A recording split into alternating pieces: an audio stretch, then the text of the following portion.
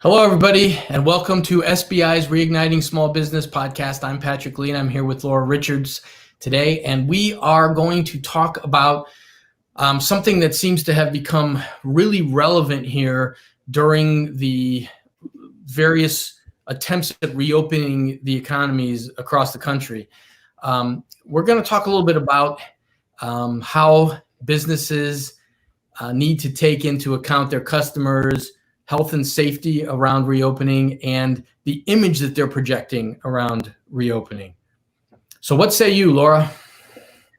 Well, I think this is such an important topic, Patrick, and I'm glad we're talking about this today because as I'm sure all our watchers or viewers are experiencing, and you and I have both experienced a range of different experiences when we go out to businesses that are newly opened.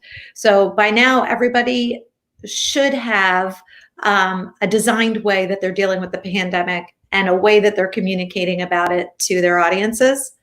But what I'm finding and what I'm experiencing at some of the places that I'm going to is that what they are saying they are doing is not matching what they are actually doing. And as a consumer, I find that it makes me feel mistrustful that I'm not in a safe environment, although I've been told I will be. So I think it's interesting because I have a couple of stories that sort of showcase what you just said.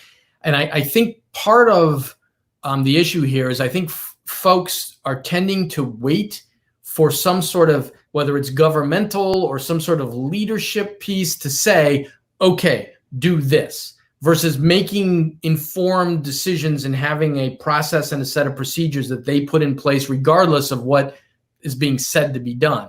So I think as we reopen, I think most folks, the majority of folks, just want to assume that people are doing what they're supposed to do. But as we all know, just by watching social media and the news, that is not the case. And so I've got two stories for you. One is a story that is a friend of mine was talking about how he was coming back from camping or something, and they went into a fast food restaurant drive-through to grab food. And so they place their order and all. They get up to the pay window. They look at the person who is taking their money, and the person's not wearing a mask. No mask in sight, no gloves, just standing there. So the guy kind of looks at him and says, well, you're not wearing a mask. And he goes, no, sir, I am not. And then he looks back into the restaurant and he sees nobody's wearing a mask. He goes, well, nobody's here is wearing a mask. And the guy goes, no, sir, we are not. And he says, well, okay. And he drives off. So, there's a customer who was making an assumption and then was horrified to see otherwise. I had a halfway experience myself. I ordered takeout sushi about a week ago, showed up at the restaurant. The restaurant was not doing any sit-down dining. It was all still carry-out. When you walked in, they had two folding tables that were widthwise so that you were distanced from the cash register person who was wearing a mask and was taking the order, and it says mask required. So there I am to pay for this. I look back at the sushi bar where the sushi chefs are working, and none of them are wearing masks. So what did that mean? So I think we're all sort of experiencing that, what our assumptions are versus what's actually happening. Well, I think we should also give an example of a place that's doing it right. Mm-hmm. So I go to the Center for Innovative Dentistry. That's my dentist. And I think they're doing an incredible job. Their protocols, you stay in your car when the patient in front of you leaves. They will give you a text or a call and let you know that you're able to come in for your appointment. You come in wearing a mask and they're wearing masks. You go immediately to, first they use a head thermometer and they take your temperature. And then once they realize you don't have a temperature. They, have the few questions of protocol that they ask you to make sure you haven't been in contact with anyone, you haven't been feeling these symptoms, blah, blah. So once they get you through that screening process, you go right into the bathroom and not brush your teeth. You rinse with a special mouthwash that they give you. That's antibacterial for a minute, hand sanitize, and then you have your mask on again, and you go to wait in the chair. So your mask doesn't come off until they're ready to look at your mouth, and they're masked and have face shields. So, and obviously glove wearing. And, for something as intimate as somebody working in your mouth, I just think they do a really, really impressive job with it. And I feel safe. And that means I'm going to go back to their business and I'm going to tell people about it. And I think that second factor about telling people about your experience is super important to share when businesses are doing things right.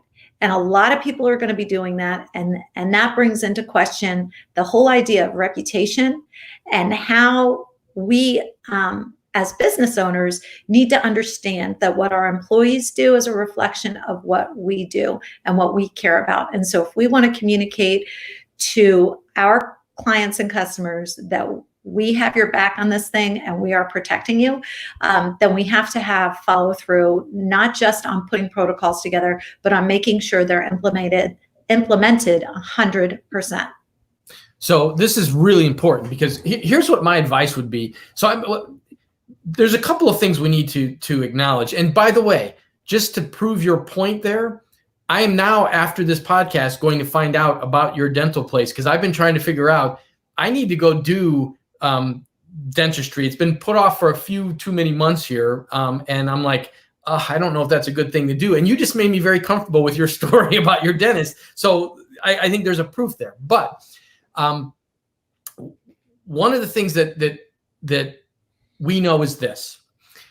We know that this whole pandemic has taken on a politicized piece. There are folks who don't want to believe in masks. There are folks who want to poo-poo the whole pandemic. There are young folks who have made it like let's see who gets COVID next. I mean, we read all that and hear all that stuff from the news and the media. Now, a lot of that, of course, is the media playing up stuff because it gets attention. But the truth is, there is a lot of folks who fall on different sides of this. There are folks who take this very seriously and are very worried. And there are folks who really are frustrated with the inconvenience and the fact that life isn't normal. I think that's fine. But I think as a business owner, you need to do one of three things. If you are one of those folks who either fully believes in this or doesn't believe in it at all, you owe it to your customers to be transparent with how you're behaving. So if you're a business that you have your employees wearing masks and all, but you don't make them actually wear them. They're just there in case the health department walks in so you can pop them up over your face, or they're there because everyone's supposed to do it and you're sort of checking the boxes and you're going to look like you're doing what you're supposed to do, but you're really not interested in enforcing any of that. You're better off just being honest about it, because as Laura said at the beginning of this, I think when folks come in and they look around and they see that, well, that person doesn't have a mask on and that person's wearing it below their nose, and I don't really feel like I trust this, that's the worst thing to put in a customer. The best thing to do is to either say up front, hey, we're an establishment that is not paying any attention to masks right now. We just want our folks to come in and have a good time. You're going to attract those folks who are comfortable with that. You're going to attract folks that want to be there. You're going to turn off the folks who don't. And on the other side of things, if you're going to be the ones that are going to do as your dentist office did, make it known. Make it known. Look, we're following strict protocols, and here's what they are, and here's how it works, and here's what it looks like. My recommendation is that businesses go full conservative. You can let your customers decide one way or another where they are, But if you don't have a super strong opinion about this, it makes more sense for you to do everything as cleanly as you can, because that gives every customer out there their option. Those who don't care, well, it's no harm to them. Those who care a lot, you are putting out to them that you're giving them that choice. And by the way, that's the big thing here. By being transparent in whatever it is you choose to do, you're allowing your customers the right to choose where and what they prefer. That's very well said. I think especially on the more conservative end, living in downtown Annapolis, I definitely see a spectrum of tourists visiting our town, and many are wearing face masks and many are not. And so I think there are different strokes for different folks, but if you're one of those people who are very conscientious and you see, a lot of these outdoor businesses, for example, and the people that are manning the stations that are getting the drinks and doing those kinds of things unmasked, if you're one of those people that cares deeply about, mask covering and the social distancing, that's what you're going to be looking for. So all the attempts that we do to create the opportunity for business are being mitigated by the level of compliance with other people's comfort level, if that makes sense. It does make sense. And it also, one of the things that would have, I believe, allowed us to get back to business as usual in a more robust economy is if we had set up basic standards that were enforced across the board, right? Because then it wouldn't be so hard to consider, you know what, let's go out to eat this evening, because we know that the folks in the kitchen are all doing what they're supposed to do, and the folks waiting on us are doing what they're supposed to do, and the restaurant's taking into account how the social distancing works, and we're all following these rules so we can have an informed mitigation of the chances of getting COVID, right? I mean, Yeah. we're at low risk, everything's in place. Let's go ahead and do this. But right now you're like, okay, I have a whole bunch of people in a crowd with no masks on, walking right out in front of where I'm sitting outside. And I have my mask off because I'm at a table eating, but I've done all the other stuff right. But now this whole crowd of people walks by me and I'm like, whoa, I just got put at risk because there isn't a standard. And I think that's where sort of the hostage taking is here, because we're arguing over sort of extremes of behavior here.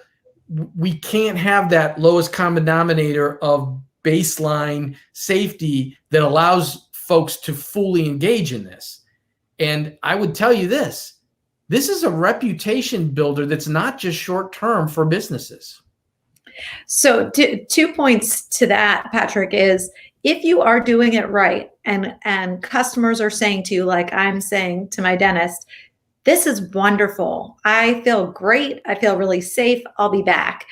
Number one, following the rules, having consistency and communicating about them will make someone a more repeat client, customer, or testimonial. And how do you as a business leverage that?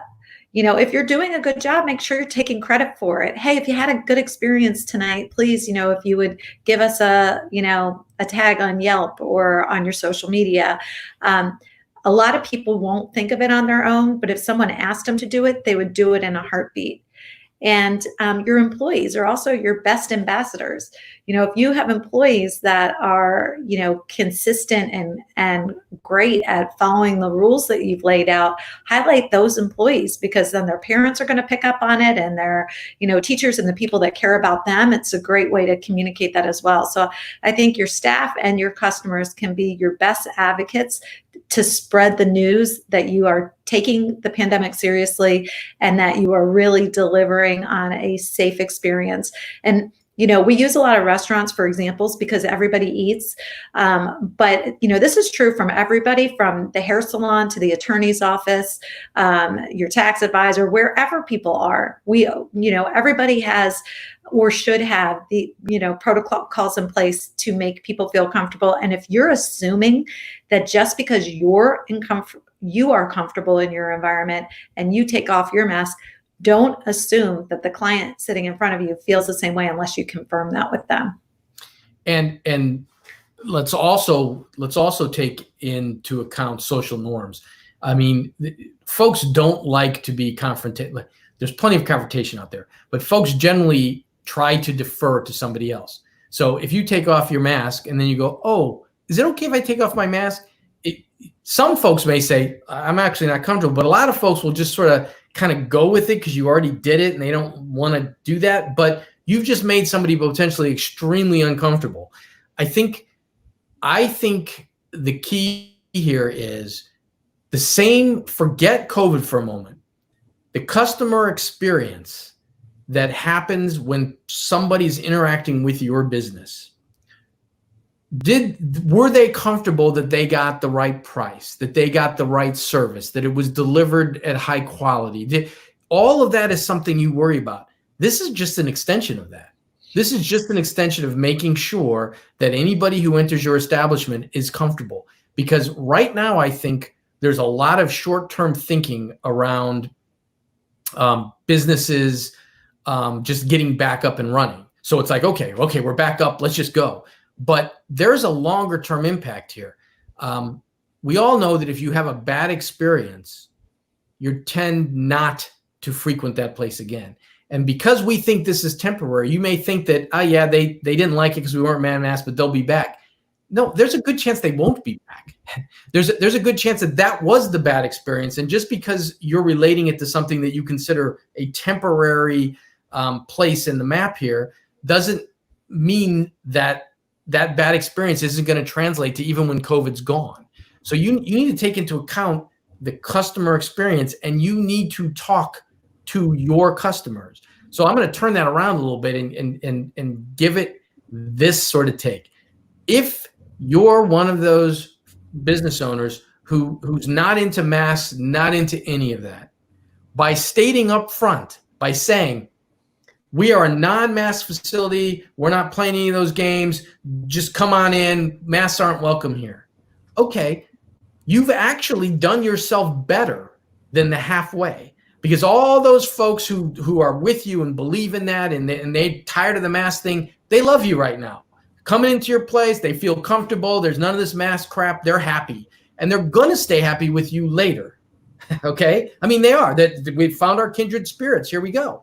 Right? And those who aren't interested, well, you're probably not that interested in them either, and they've opted out. So it's a clean, nice thing. You're better off doing that than the halfway where you're not part of the no masks. Everyone's sort of half there, and you're not making anybody who actually cares comfortable. You're in that weird in between state that's done you no good, and honestly, it's probably done you harm.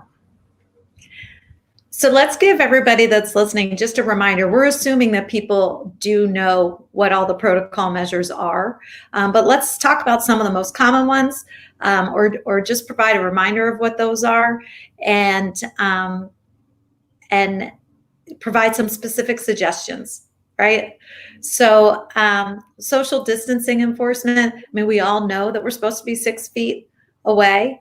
But with the scenario, Patrick, that you painted with, the downtown dining environment, the tables might be 6 feet away, but if people are getting up and going from table to table, for example, at a private club, even throw that out there for an example, at one of the yacht clubs or something like that, that kind of thing happens all the time. So, how are businesses preventing that? And then how are they articulating that to their folks?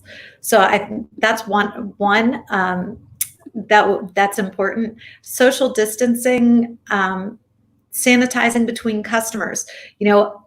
Our tables being cleaned off between every customer, and our surfaces being cleaned off in a way that that people can see them.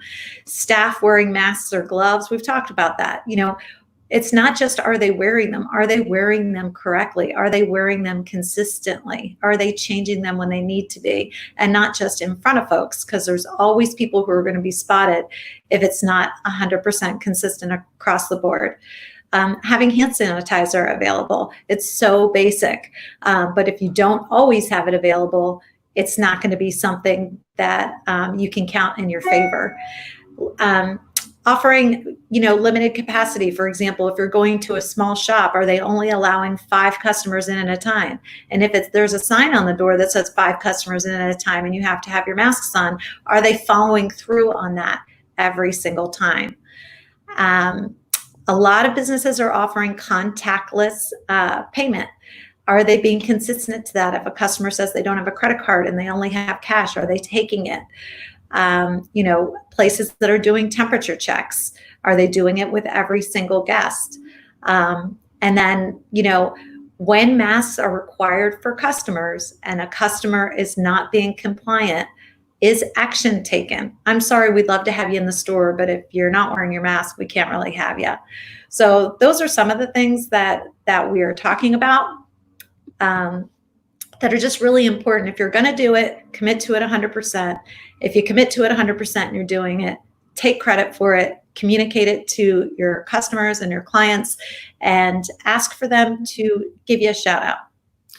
Yep. And I think accountability is the key from what you just said, because it's not just accountability of the customers, it's also accountability of your staff and your delivery and your communications. So all of that, if put together in a nice package that makes some sense and is communicated well, is actually an opportunity for you. It's not a chore. It's an opportunity for you to showcase that you're serious about your customers, that you have a plan, and that you're adhering to it. It's a good marketing opportunity. Well said. Hope that was helpful for you listeners out there. Thanks for joining us today for SBI's Reigniting Small Business, and we'll look forward to seeing you Thursday at 3:30. Bye, everybody.